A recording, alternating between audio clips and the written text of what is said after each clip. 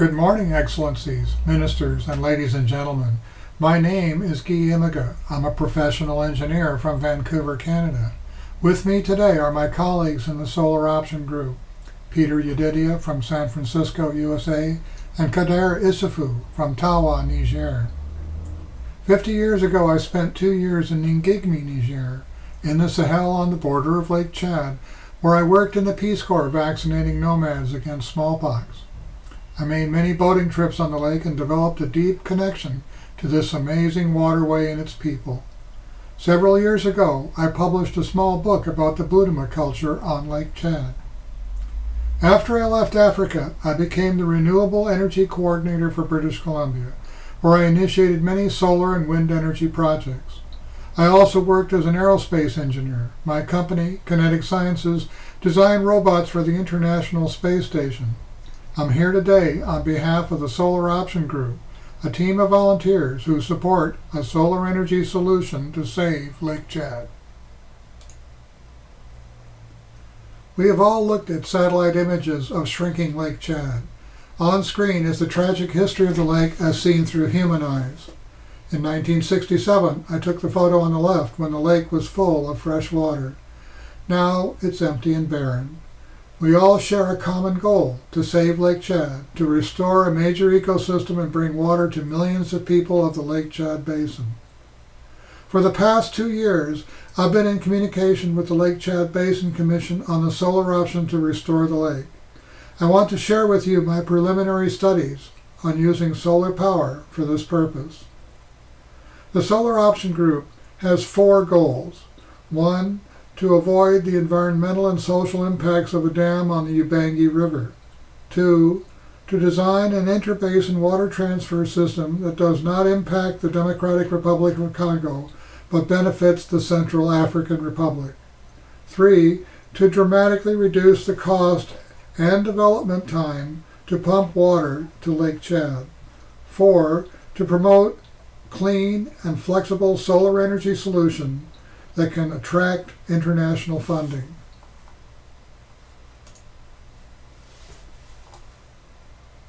Since the 1960s, people have considered pumping water from the Congo River Basin to the Lake Chad Basin, the inter-basin water transfer concept.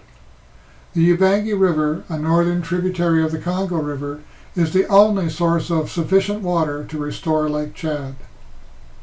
In 2011, under the auspices of the Lake Chad Basin Commission, CIMA International conducted a feasibility study which proposed a 360 megawatt hydroelectric dam on the Ubangi River between the Central African Republic and the Democratic Republic of Congo. At the time of the study, a dam was the only practical power source to pump water. The dam on the map is indicated by a black line. The proposed dam would pump 100 cubic meters per second to Lake Chad. Significantly, the dam would also flood 200 kilometers of river valley, submerging villages and disrupting navigation and fishing. The dark blue line shows the flooded part of the Ubangi River. The cost for this hydroelectric dam was $2.7 billion. I believe that the solar option is a better alternative to save Lake Chad. Dramatic price reductions to 30 cents per watt mean that solar power now costs much less than a hydroelectric dam on the Ubangi River. Solar power costs are still decreasing. Note the graph. For example, 375 megawatts of solar panels, equivalent to the hydroelectric dam wattage, would cost approximately $135 million. The photo shows a 290 megawatt solar installation in Arizona, a recent example of a solar power project similar in size to what is needed here. Large solar arrays, about 2 square kilometers in area, can either be installed near the pumping station on the Ubangi or situated in the sunny Sahel with a transmission line connection. Solar power can be expanded to serve rural communities.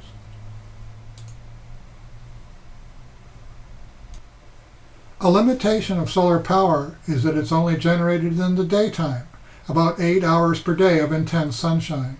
However, battery energy storage can lengthen daily pumping times. Recent advances and cost reductions make lithium-ion batteries a viable way to extend solar power pumping. On screen is a view of the Tesla 129 megawatt-hour battery installed on the electric power grid in Australia in 2017 to relieve blackouts. The Hornsdale Power Reserve battery, at a cost of approximately $388 per kilowatt-hour, is the largest in the world.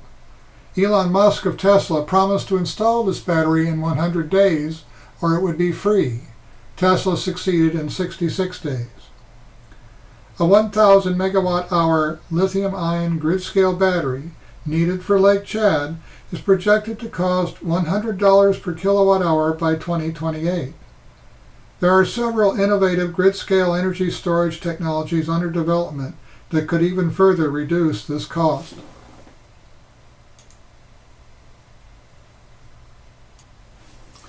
The solar option would allow the project to be built in stages, unlike a dam, and thus provide an earlier start to water transfer to Lake Chad. Each new stage will add pumping capacity. The project can be scaled up as needed. In the example provided in the technical paper, I envision 4 5-meter diameter parallel pipelines, each with a separate water supply from the Ubangi River. Each pipeline will be independent. Solar-powered pumps will lift the water 180 meters through 128 kilometers of pipelines to the Inter-basin crest, shown where the red turns to blue.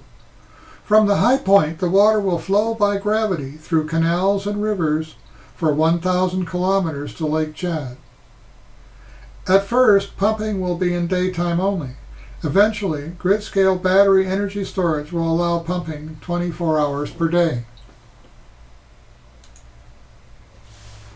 The solar option is not only less expensive, it will also have lower environmental impacts than a dam. Pumping from submerged water intakes means no flooding of the Ubangi River and no displacement of villages and residents. Note the image at the bottom where water flows by a pumping station without being disturbed. Pumping of 100 cubic meters per second to Lake Chad will use only 1 to 5% of the Ubangi River flow, depending on seasonal variations. This will not impact fishing or navigation. In addition, this water use will not compromise the energy potential of the planned Inga hydroelectric dams in the Democratic Republic of Congo. To summarize, our estimate of the total cost of the solar option, including grid-scale battery, is $267 million, only about 10% of the estimated cost of a dam on the Ubangi River. All required infrastructure will be in the Central African Republic, with none in the Democratic Republic of Congo. There will be no flooding of the Ubangi, and pumped water will not affect the planned Inga hydroelectric dams in the Democratic Republic of Congo. The solar option is low impact. Staged construction allows an earlier start to pumping and future project expansion. Inter-basin water transfer using solar power will increase the area of Lake Chad by 3,000 square kilometers in 1 year, depending on the amount of water taken for irrigation. This is just the start. Each succeeding year, the area of the lake will grow larger. Saving Lake Chad will be a world first to restore a major ecosystem and solve a humanitarian crisis with solar energy. Our common goal is to replenish and stabilize the lake and provide food security for millions of people. Besides reestablishing agriculture and fishing, the solar option offers new economic opportunities, employment, and infrastructure development, including roads and rural electrification throughout the region. We believe that the solar option is the lowest cost, lowest impact source of power for inter-basin water transfer to Lake Chad. It can lay the foundation for regional peace, prosperity, and an end to civil unrest. The conference technical paper includes a terms of reference, printed in English and French, that defines the scope of work for the engineering proposal to fully implement inter-basin water transfer to Lake Chad, based on the solar option. The engineering proposal will contain detailed designs and specifications, including budgets and schedules, to allow the project to be funded and built. I recommend that 2 competing engineering proposals, following the terms of reference, be completed by separate technical teams. Then, based on merit, a single construction contractor can be chosen. This is an ambitious mega-project. The conduit on the flatbed truck indicates the approximate size of the pipe, one of 4 parallel pipelines running 128 kilometers. The goal is nothing less than to pump a small river, a new source of water, to restore Lake Chad.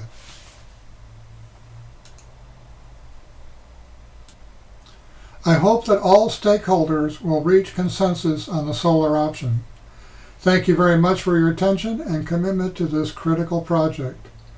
For your continued reference, you can also view the solar option video and download English and French versions of our conference technical paper and terms of reference on our website at www.savelakechad.com.